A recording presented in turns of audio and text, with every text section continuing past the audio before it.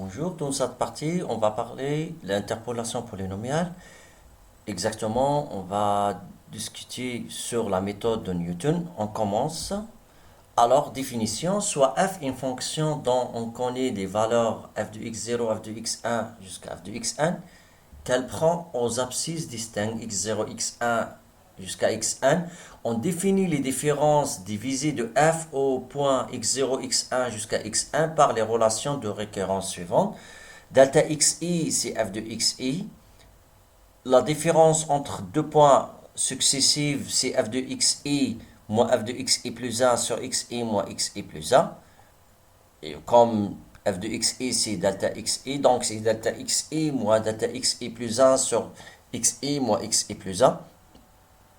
Trois points successifs, la différence divisée est définie entre la différence de deux points successifs différents sur xi moins xi plus 2, etc. jusqu'au dernier. Donc, delta xi plus 1, xi plus p, c'est delta xi jusqu'à xi plus p moins 1, moins delta xi plus 1, moins xi plus p, sur xi moins xi plus p. Alors, la dernière relation du système précédent est appelée différence divisée d'entropie de la fonction f au point xi plus 1 jusqu'à xi plus p. Alors, la première proposition, la différence divisée delta xi plus 1 jusqu'à xi plus p est invariante par toute permutation des abscisses xi plus 1 jusqu'à xi plus p. Donc,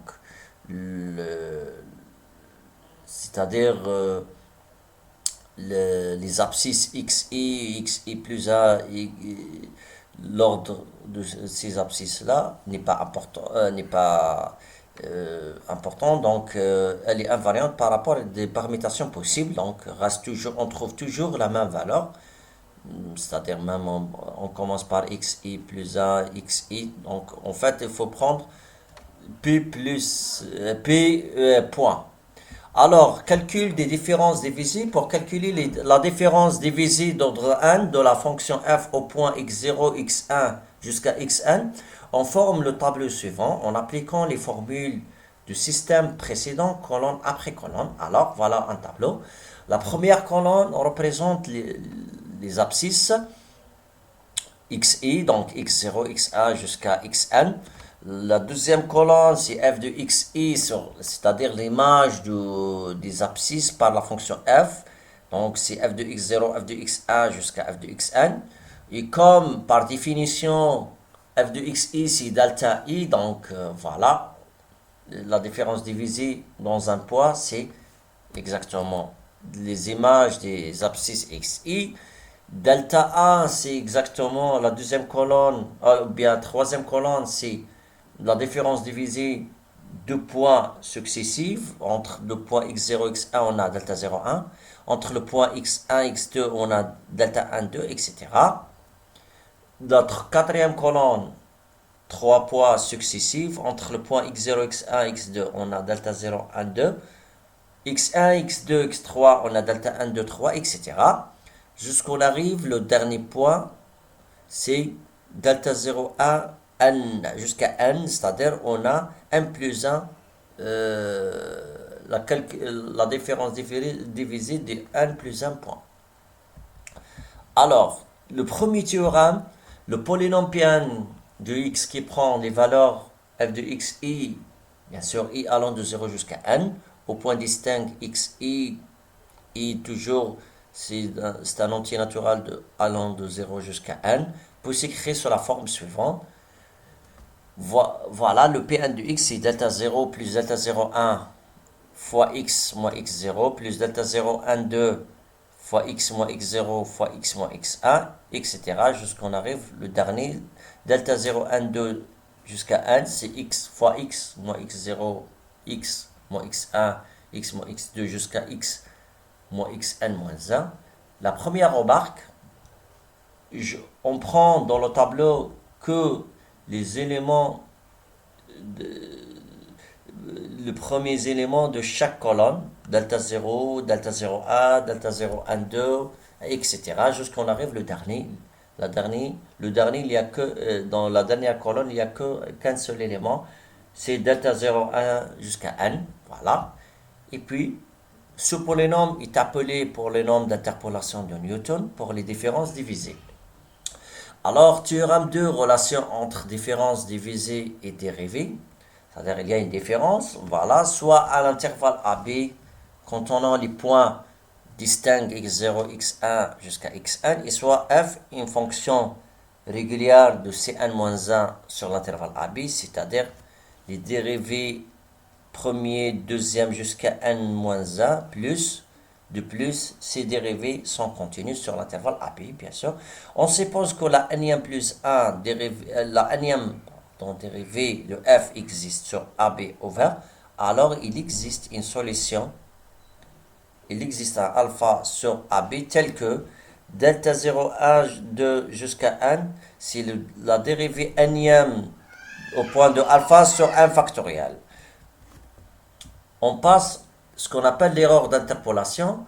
Dans la pratique, l'interpolation polynomiale sert à remplacer une fonction f qui soit inconnue ou bien très compliquée par une fonction simple.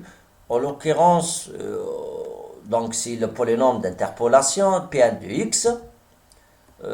Quand on utilise une approximation comme c'est le cas dans de nombreuses méthode d'analyse numérique, il est fondamental d'étudier l'erreur d'approximation. Naturellement, sauf cas particulier, l'expression de l'erreur ne permet pas son calcul exact. Elle peut cependant être très utile pour calculer une majoration, si ainsi que pour l'interpolation polynomiale, on démontre le résultat ci-après. Alors, par le théorème 3, soit l'intervalle fermé AB contenant les points x0, x1 jusqu'à xn, et soit une fonction assez régulière de classe Cn sur AB, on suppose que la nème plus 1 dérivée de f existe sur l'intervalle ouvert AB, alors il existe un alpha sur AB tel que la différence entre la fonction initiale moins le polynôme d'interpolation de Newton d'ordre n qui est égal le dérivé n plus 1 de alpha sur n plus 1 factoriel fois le produit successif de x moins xi de i allant de 0 jusqu'à n. En pratique, la formule précédente ne permet pas le calcul de valeur exacte de la valeur de l'erreur parce que, en général, alpha est inconnu. Elle permet par contre d'induire une majoration et permet même de choisir les xi de façon optimale lorsque ceux-ci ne sont pas imposés. On a donc le corollaire suivant. Sur les hypothèses du théorème 3 précédent, donc le théorème précédent, si on passe par valeur absolue, donc en utilisant le théorème des accroissements finis, on trouve celle-là, cette formule-là. Donc la valeur absolue de la différence entre la fonction et le polynôme d'interpolation est inférieure ou égale à m sur n plus 1 factoriel fois la valeur absolue du produit successif de x moins xi, et allant de 0 jusqu'à n, tel que le m c'est le maximum de la dérivée n plus 1 de x en valeur absolue sur l'intervalle AB. Alors, exercice A, on commence par une partie pratique, construire le polynôme d'interpolation de Newton associé à la fonction tabulée suivante. On a x égale à 4, 6, 8, 10, f de x 1, 3, 8, 20. On va noter les xi, donc x0 c'est 4, x1 c'est 6, x2 c'est 8, x3 c'est 10, ainsi de suite. Donc l'image de x0 c'est 1, l'image de x1 c'est 3, ainsi de suite. Donc voilà un tableau. Considérons le tableau correspondant aux différences divisées d'ordre 3 de la fonction f au point x0, x1, x2, x3. La première colonne toujours représente les abscisses. x0 c'est 4, x1 c'est 6, x2 c'est 8, x3 c'est 10. La deuxième colonne, c'est l'image des abscisses. Et au montant, c'est delta 0, delta 1 et delta 2, c'est-à-dire la différence divisée d'un poids. Et puis la troisième colonne, c'est la différence divisée, représente la différence divisée de deux poids successifs. Delta 0, 1, c'est A.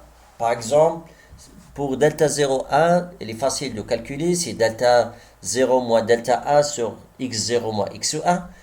Delta 1, 2, par exemple, c'est delta 1 moins delta 2 sur x1 moins x2. Delta 0, 1, 2, par exemple, c'est delta 0, 1 moins delta 1, 2 sur x0 moins x2, ainsi de suite. Donc, on calcule toutes les différences divisées. Donc, on peut appliquer la formule de Newton pour les différences divisées associées à f, s'écrit alors P3 de x c'est delta 0 plus delta 0, 1 x moins x0 plus delta 0, 1, 2 x moins x0 fois x moins x1 plus le dernier c'est delta 0, 1, 2, 3 x moins x0 fois x moins x1 fois x moins x2. Donc je remplace. Donc on trouve à la fin P3 de x. Alors deuxième exercice, soit la fonction f est égale racine de x calculée au point de x0 est égal à 100, x1 égale à 144, x2 égale à 169.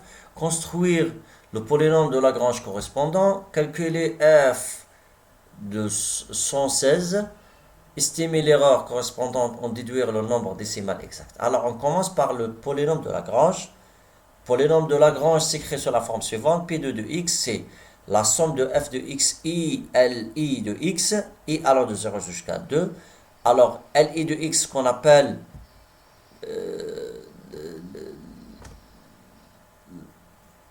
voilà, pour déterminer les li de x, il suffit de tracer le tableau suivant. Par exemple, la première ligne représente, c'est-à-dire x moins x0, et puis x0 moins x1, x0 moins x2, x moins x0 c'est x moins 100, x0 moins x1 c'est moins 44, x0 moins x2 c'est moins 69. La deuxième ligne c'est x1 moins x0, et puis x moins x1, puis x1 moins x2. La troisième ligne c'est x2 moins x0, x1 moins x1, x2 moins x1 et puis x moins x2. On remarque que les éléments qui sont dans la diagonale, c'est x moins x0, x moins x1, x moins x2. Alors, le polynôme de Lagrange, L0 est égal à quoi? C'est L0, on va prendre le produit des éléments diagonaux sur la première ligne. L1, c'est toujours les éléments, produit des éléments de diagonaux sur la deuxième ligne. L2, c'est le produit des éléments diagonaux sur la troisième ligne. Alors, on calcule, on trouve ces quantités-là. Alors, de le polynôme de Lagrange, on a f de x0 fois L0 plus f de x1 fois L1 plus f de x2 fois L2. Donc on trouve à la fin, on développe les calculs, on trouve à la fin le polynôme de Lagrange. Posant x égale à 116 dans P2 de x, alors comme f est approximé par le polynôme de Lagrange, il suffit de remplacer par 116x, donc je trouve une valeur approchée de f116, c'est exactement 10,7804. On sait que l'erreur est estimée d'après la formule d'estimation d'erreur. C'est la valeur absolue de la différence entre la fonction d'interpolation, la fonction moins le polynôme d'interpolation, qui est inférieur ou égal, dans notre situation, n est égal à 2, donc c'est n plus 2 plus 1, c'est 3. Donc c'est m3 sur 3 factoriel fois la valeur absolue de produit successif de x moins x. Alors, pour déterminer m3, c'est la valeur absolue de max de la fonction dérivée. On calcule d'abord dérivée troisième, c'est la valeur absolue puis on calcule le max. Pour calculer le max, d'abord on commence par déterminer le dérivé troisième de la fonction f. Alors, est égal à 3 huitièmes fois 1 sur x au carré racine de x. Et comme cette quantité-là, c'est positif sur l'intervalle 169, on calcule le dérivé quatrième pour avoir la monotonie de cette fonction. Et comme le dérivé est négatif, donc la fonction est décroissante, donc le max il est en point de 100, alors m est égal 3 sur 8, 10 à la puissance moins 5. Alors on a tous, donc je peux calculer, donc on développe les calculs, on trouve exactement, c'est à peu près, c'est 0,15 fois 10 à la puissance moins 1, et comme cette valeur elle est inférieure ou égale à 0,5 fois 10 à la puissance moins 1, par conséquence, alors f116, c'est exactement 10,8 plus ou moins 0,5 fois 10 à la puissance moins 1. Merci pour votre attention.